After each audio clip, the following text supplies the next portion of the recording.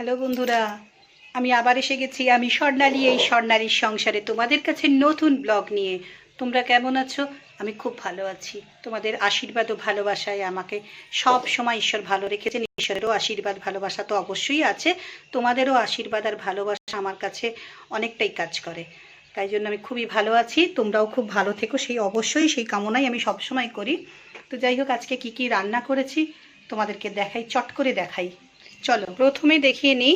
আজকে এই যে দুধেশ্বর চালের ভাত এটা করেছি, আর ওবেলার জন্য আলু দিয়ে ডিমের ডালনা করে রেখে দিয়েছি।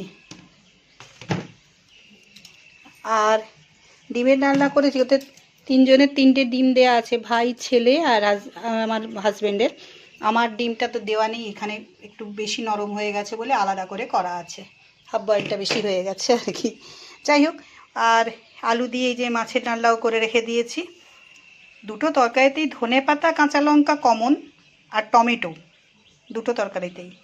তো যাই হোক, এতেও কাঁচা লঙ্কা দিয়েছি, সব তলায় হয়তো চলে গেছে। আর আছে এই মাছটা ভেজে রেখেছি, 2 পিস মাছ বেশি ছিল, ভেজে রেখে দিয়েছি, পরে হয়ে যাবে। আর এখানে আছে শিমের ঝাল। এই হচ্ছে আজকের সামান্য আইটেম, বেশি কিছু করিনি। দেখো এটুকুই। তো যাই হোক, তোমাদের কেমন সব লাগছে এগুলো প্লিজ বলো। তোমরা বললে আমার ভালো লাগবে অবশ্যই। তোমাদের মানে যেভাবে তোমরা বলবে আমি চেষ্টা করব সেভাবে করার, তোমাদের যেভাবে ভালো লাগবে।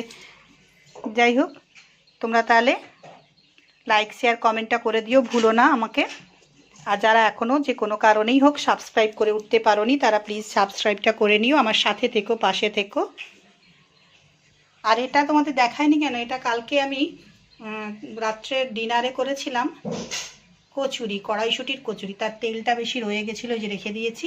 আর এর ভেতরে আছে, তোমাকে খুলে আর দেখালাম না, এর ভেতরে আছে কচুরি রাখা আছে, আর কয়েক পিস লুচি রাখা আছে, যেটা আর পুর শেষ হয়ে গেছিলো, যার জন্য সেটাকে লুচি বানিয়ে ফেলেছি।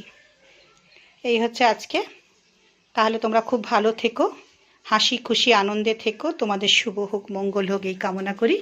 তাহলে আজকে রাখি।